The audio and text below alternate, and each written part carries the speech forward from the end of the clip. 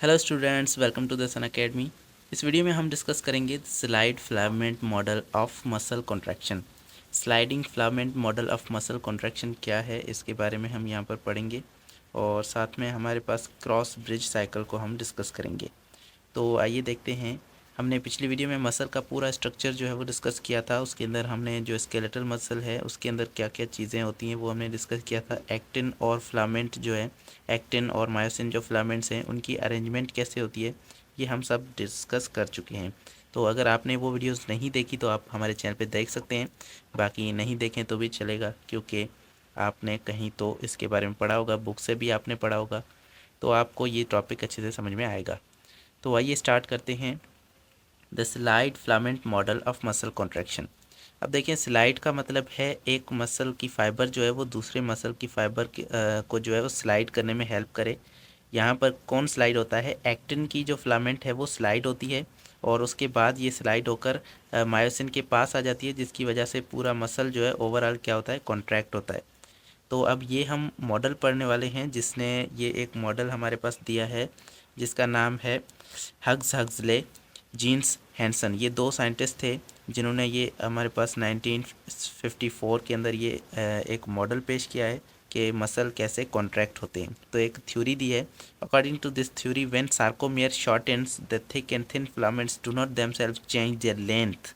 इस फिलामेंट इस थ्योरी के मुताबिक जो है, ये थ्योरी कहती है कि जब एक सार्कोमेयर जो है जब कॉन्ट्रैक्ट होता है, जब साइज़ में छोटा होता है, तो क्या होता है उसके अंदर जो उसकी फिलामेंट्स हैं, मायोसिन और एक्टिन फिलामेंट, वो लेंथ के अंदर छोटी नहीं होती, उनकी जो लेंथ है वो छोटी नहीं होती।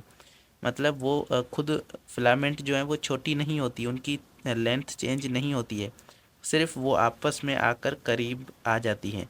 तो इस तरह से अगर यहाँ पर ये सार्कोमेयर जो है, अब इसकी यहाँ पर यहाँ से लेकर यहाँ तक लेंथ है, लेकिन अगर ये आपस में आकर करीब, ये जो यहाँ तक है एक्टिन फिलामेंट, ये आगे चली जाएगी यहाँ तक, और ये भी एक्टिन फिलामेंट आगे यहाँ यहाँ तक चली जाएगी। तो इस तरह से ये पूरा यहाँ से आ जाएगा और ये जो हमारे पास है मायोसिन, ये भी आगे यहाँ तक अटैच हो जाएगी। तो इस तरह से क्या होगा, इनकी एक्टिन और मायोसिन की लेंथ चेंज नहीं होगी, सिर्फ ये आपस में आकर स्लाइड आकर आपस में करीब आ जाएंगे, जिसकी वजह से सार्कोमेयर की जो लेंथ है वो छोटी हो जाएगी। याद रहे, सार्कोमेयर की लेंथ छोटी होती है, एक्टिन और मायोसिन फिलामेंट की लेंथ कभी भी चेंज नहीं होती। they just slide past one another with the actin with the thin filament moving towards the center of the sarcomere। तो अब सेंटर सार्कोमेयर का क्या है? सेंटर हमने पढ़ा था कि एम लाइन जो है, जहाँ पर हमारे पास लगे हुए हैं मायोसिन फिलामेंट, तो यहाँ पर एक्टिन फिलामेंट जो है ये स्लाइड करके इसके पास आएंगे और ये आकर सेंटर सार्कोमेयर के सेंटर तक आ जाएंगे। तो इस तरह से ये आपस में करीब आ जाएंगे और सेंटर तक आ जाएंगे स्लाइड करके। जो थिन फिलामेंट्स हैं ये स्लाइड करके सेंटर की तरफ आ जाएंगी, जिसकी वजह से ये सार्कोमेयर की लेंथ छोटी होती है। दोनों साइड्स में ये जो एक्टिन और फिलामेंट है ये दोनों करीब आ जाएंगे। As this occurs the H line and I band get narrower. और जैसे ये होगा तो आई बैंड और एच बैंड जो है ये कम हो जाएंगे, इनकी लेंथ कम हो जाएगी। मतलब जो गैप था जहाँ पर सिर्फ एक्टिन फिलामेंट्स थे वो आई बैंड था, जहाँ पर सिर्फ मायोसिन फिलामेंट्स थे वो एच बैंड था। अब यहाँ पर ये करीब आएंगे तो क्या होगा, एक्टिन और मायोसिन ये सारे एक दूसरे के ऊपर आ जाएंगे और ये एच जोन और आई जोन जो है, आई बैंड जो है ये ख़त्म होना शुरू हो जाएंगे। The region overlaps widen. And overlap वाला जो रीजन था ए बैंड, वो क्या होगा, ए बैंड तो उतना ही होगा, लेकिन उसमें जितनी ओवरलैप वाला जो रीजन था वो बड़ा हो जाएगा और कंप्लीट ओवरलैपिंग हो जाएगी इन दोनों फिलामेंट्स के बीच में। Z lines moves closer together, और जेड लाइन जो होगी वो आपस में करीब आने लगेंगी और इस तरह से सार्कोमेयर की जो लेंथ है वो छोटी हो जाएगी। तो उसके बाद हम अब पढ़ेंगे।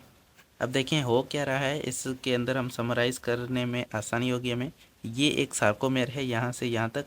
अब इसकी जो ये हमारे पास एम लाइन है, यहाँ पर ये एक जो है वो जेड लाइन है, ये दूसरी जेड लाइन है। तो एक जेड लाइन से दूसरी जेड लाइन तक ये हमारे पास एक सार्कोमेयर है।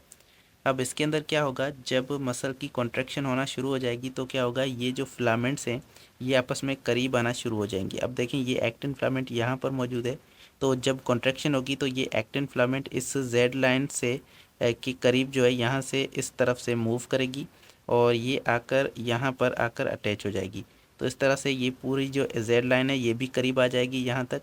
तो इसकी वजह से क्या होगा, ये जो आई बैंड है ये ख़त्म होना शुरू हो जाएगा, यहाँ से भी ये आई बैंड ख़त्म होगा और इस तरह से यहाँ से भी ये आई बैंड ख़त्म होगा। तो इस तरह से आई बैंड ख़त्म हो जाएगा और यहाँ पर भी ये जो है हमारे पास ये मसल आगे आ जाएगी, ये फिलामेंट जो है आगे आ जाएगी। तो इस तरह से ये एच जोन भी ख़त्म होना शुरू हो जाएगा और एच जोन ख़त्म होगा क्योंकि ये दोनों साइड से यहाँ पे आएगी ना, ये वाली भी जो है वो इस तरह से मूव करेगी, ये वाली लाइन भी इस तरह से मूव करेगी।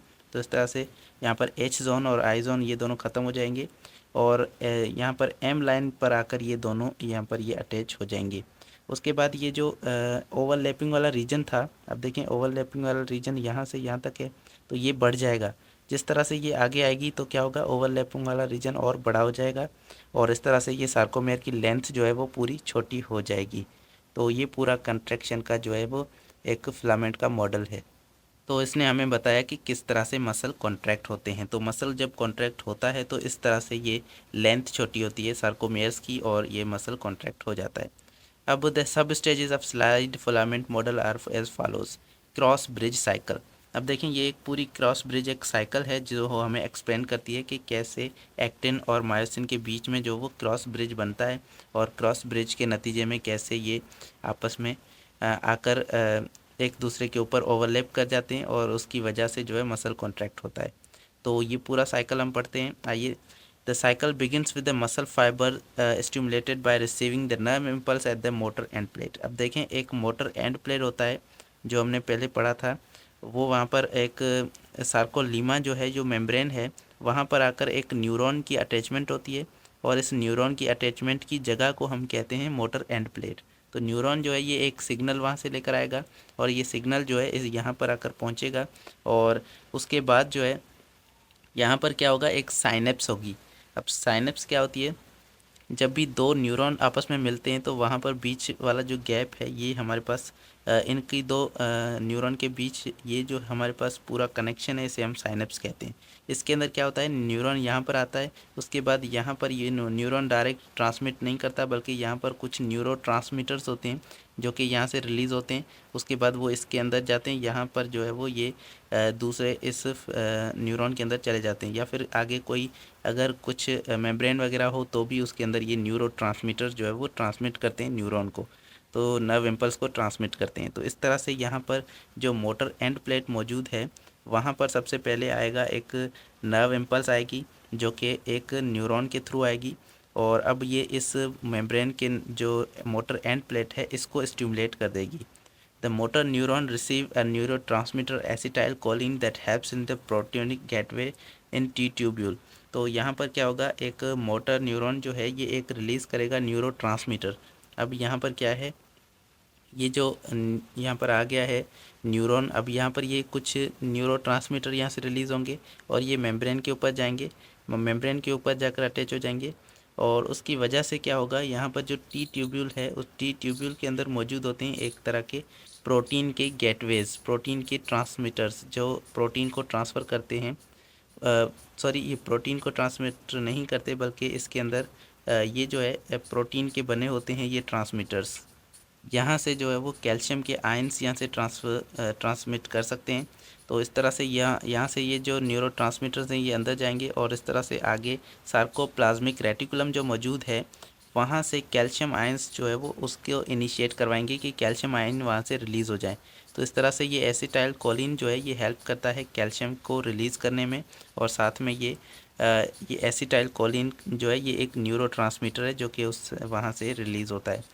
Neurotransmitter open the proteinic gateway, ये टी ट्यूब्यूल के अंदर जो गेटवेज होते हैं प्रोटीन के बने हुए उनको ओपन करता है और वहाँ से आगे चल के वो जो कैल्शियम आयंस मौजूद हैं सार्कोप्लाज्मिक रेटिकुलम में उनको जो है रिलीज़ करवाता है। तो कैल्शियम आयन वहाँ से रिलीज़ होंगे और मसल कॉन्ट्रैक्शन को इनिशिएट करेंगे, स्टार्ट करेंगे। अब कैल्शियम आयंस की वजह से जो है वो मसल कॉन्ट्रैक्शन कैसे स्टार्ट होगी, the calcium ions are released by the bind with the troponin of the thin filament. अब यहाँ पर थिन फिलामेंट जो मौजूद है यहाँ पर हमारे पास हमने पढ़ा था कि थिन फिलामेंट जो होती है जिसे एक्टिन कहते हैं। तो एक्टिन, अब एक्टिन के अंदर क्या होगा, हमने कहा था कि एक मौजूद होते हैं ट्रोपोनिन जो प्रोटीन वहाँ पर मौजूद होती है। अब ये ट्रोपोनिन प्रोटीन जो है इसका एक ट्रोपोनिन जो सी होता है वो कैल्शियम के साथ बाइंड होता है। तो अब वो कैल्शियम वहाँ से आ रही है, वो क्या करेगी, वहाँ से जो कैल्शियम आ रही है वो आकर इस ट्रोपोनिन सी के साथ अटैच हो जाएगी। तो यहाँ से जो कैल्शियम आ रही है वो रिलीज़ हो जाएगी और वो बाइंड करेगी ट्रोपोनिन के साथ जो कि एक्टिन फिलामेंट के अंदर मौजूद है। This binding depolarizes the tropomyosin along with the actin filament, which turns and exposes the myosin binding site located in the actin monomers. तो अब क्या होगा, ये जो मायोसिन पे आकर अटैच हुई है, अब इस एक्टिन पर आकर जो कैल्शियम ट्रोपोनिन पर जो आकर यहाँ पर अटैच हुई है कैल्शियम, अब ये क्या करेगी, इसको पोलराइज कर देगी। ये हमारे पास जो ट्रोपोमायोसिन है वाइट कलर में आपको दिख रही है, इसको जो है पोलराइज कर देगी ट्रोपोमायोसिन को। और ट्रोपोमायोसिन जैसे ही पोलराइज होगी तो ये क्या कर देगी, थोड़ा सा टर्न होगी और टर्न होने की वजह से यहाँ पर एक्सपोज हो जाएंगी वो साइट्स, वो जगह एक्सपोज हो जाएगी जहाँ पर आकर जहाँ पर एक्टिव साइट मौजूद है और वहाँ पर मायोसिन जो है वो अटैच करती है। तो यहाँ पर देखें, ये हमारे पास इसके जो मोनोमर्स हैं, इसके अंदर ये जो मोनोमर्स मौजूद हैं, इन मोनोमर्स पर आकर मायोसिन को अटैच होना है। तो अब मोनोमर्स पर जो है ये मौजूद है, ऊपर एक ट्रोपोमायोसिन मौजूद है। तो ट्रोपोमायोसिन जो है इसको पहले हटाना होगा ताकि वो जो मायोसिन है वो आकर अटैच हो। तो ट्रोपोमायोसिन को पहले हटाने के लिए कैल्शियम आयन आते हैं और यहाँ पर ट्रोपोनिन के साथ बाइंड करते हैं और उसके बाद ये जो पोलराइज होती है और ट्रोपोमायोसिन पोलराइज होकर ये थोड़ा सा हट जाती है, जिसकी वजह से वो जगहें एक्सपोज हो जाती हैं जहाँ पर उसको मायोसिन को अटैच होना है। वो एक्टिव साइट, बाइंडिंग साइट जो है वो मायोसिन के लिए वो अटैच हो जाती है, वो एक्सपोज हो जाती है। तो इस तरह से यहाँ पर देख सकते हैं आप, थोड़ा सा आपको ब्लैक कलर में यहाँ पर थोड़ी सी ऐसी जगह दिख रही है इस मोनोमर पर, जो क्या है उस पर मायोसिन अटैच हो सकता है, उसे हम बाइंडिंग साइट कहते हैं। तो वो बाइंडिंग साइट जो है वो ज़ाहिर हो जाती है जब ये यहाँ से ये ट्रोपोमायोसिन हट जाती है। और ये कब हटती है, जब यहाँ पर कैल्शियम अटैच करता है। तो इस तरह से ये साइकिल चलती है। तो कैल्शियम आयंस आकर पहले अटैच हो जाएंगे ट्रोपोमायोसिन के साथ, बाइंड हो जाएंगे ट्रोपोमायोसिन के साथ और उसको पोलराइज कर देंगे, और जिसकी वजह से एक्टिन फिलामेंट पे मौजूद हैं जो मोनोमर्स पर जो बाइंडिंग साइट मौजूद हैं वो एक्सपोज हो जाएंगी, वो ज़ाहिर हो जाएंगी। तो बाइंडिंग साइट अब अगर एक्सपोज हो गई है तो मायोसिन आकर वहाँ पर अटैच हो सकता है। तो to the next step the myosin head rises by getting ATP. अब मायोसिन का जो हेड है, अब ये यहाँ पर क्या है, मायोसिन है, इसका हेड जो है ये थोड़ा सा राइज करेगा, थोड़ा सा ऊपर हो जाएगा। और ये किस वजह से, यहाँ पर एटीपी को ये यूज़ करते हुए इसका हेड जो है वो थोड़ा सा ऊपर हो जाएगा, रेज कर जाएगा और एटीपी को ये कन्वर्ट कर देगा एडीपी के अंदर, हाइड्रोलाइज कर देगा। तो इस तरह से एटीपी यहाँ पर क्या हो रही है, यूज़ हो रही है। तो एटीपी जब भी यूज़ होती है वो किस में कन्वर्ट हो जाती है, एडीपी के अंदर कन्वर्ट हो जाती है। साथ में फास्फेट भी रिलीज़ होता है और ये एक एंजाइम की मदद से होता है, जिस एंजाइम का नाम है एंजाइम एटीपेज। तो एटीपेज जो है वो एटीपी को तोड़कर उससे एनर्जी रिलीज़ करवाता है। उसके बाद लिखा है causes of the myosin, this causes the myosin head to extend and attach to the binding side of the actin in the both actin and myosin filaments are linked. तो यहाँ पर क्या होगा, जैसे ही ये अपना हेड जो है वो मायोसिन रेज करेगा तो इस तरह से यहाँ पर एक्टिन मौजूद होगा और एक्टिन पर आकर ये बाइंडिंग साइट पर आकर ये मायोसिन का हेड जो है वो आकर अटैच होगा। और अटैच होगा तो क्या होगा, इस तरह से इनके दोनों के बीच में क्रॉस ब्रिज बन जाएगा। तो एक्टिन आकर मायोसिन की जो बाइंडिंग साइट है वहाँ पर मायोसिन आकर एक्टिन की जो बाइंडिंग साइट है उस पर अटैच होगा और इसकी वजह से इन दोनों के बीच में एक क्रॉस ब्रिज बन जाएगा। अब इन दोनों के बीच में जो क्रॉस ब्रिज बन चुका है इसे क्रॉस लिंक या फिर क्रॉस ब्रिज कहते हैं। अब ये क्रॉस ब्रिज यहाँ पर बना है। This action is called power stroke is triggered allowing the myosin to pull actin filament towards the M line. अब यहाँ पर एक एक्शन होगा जिसे पावर स्ट्रोक कहते हैं। पावर स्ट्रोक का मतलब है कि मायोसिन जो है वो क्या करेगी, एक्टिन के साथ अब अटैच हो चुकी है। अब वो एक्टिन को खींचेगी अपनी तरफ और एम लाइन जो है, एम लाइन के करीब एक्टिन को लेकर आएगी। तो इस तरह से एक्टिन जो है वो करीब आ जाएंगी। तो हमने कहा था कि एक्टिन जो है वो इस तरह से मूव करती हैं, करीब आ जाती हैं, स्लाइड कर जाती हैं। तो वो स्लाइड किस वजह से करती हैं, क्योंकि मायोसिन वहाँ पर अटैच है और वो मायोसिन क्या कर रही होती है, हर एक्टिन को दूसरी मायोसिन वहाँ से खींच रही होती है अपनी तरफ। तो इस तरह से ये क्रॉस ब्रिज जो है वो एक्टिन को खींचने के लिए हेल्प करता है। यहाँ पर पुल कर रही है एक्टिन फिलामेंट को ये myosin, thereby shortening the sarcomere, और इस वजह से सार्कोमेयर जो है वो शॉर्टन होता है, उसकी लेंथ कम होती है। ADP and phosphate are release during the power stroke. Power stroke में एडीपी रिलीज होता है, इसका मतलब है पावर स्ट्रोक में एटीपी यूज़ हो रहा है, और एटीपी यूज़ होके वो एडीपी के अंदर कन्वर्ट होकर रिलीज़ होता है, साथ में फास्फेट भी रिलीज़ होता है। तो ये खींचने का अमल जो है वो ये एक्टिव अमल है, इसके अंदर एटीपी यूज़ होता है। The myosin remains attach to the actin until the new molecule of ATP binds. अब ये मायोसिन जो है ये पहले खींच लेगा, अब खींच लिया है, अब ये यहाँ पर वहीं पर रहेगा जब तक तीसरा एटीपी नहीं आता, और तीसरा एटीपी आकर बाइंड होगा और उसके बाद ये फ्री करेगा मायोसिन को। तो मायोसिन एक्टिन को फ्री करने के लिए, मतलब ये जो क्रॉस ब्रिज है इसको तोड़ने के लिए भी एक एटीपी का मॉलिक्यूल यूज़ होगा।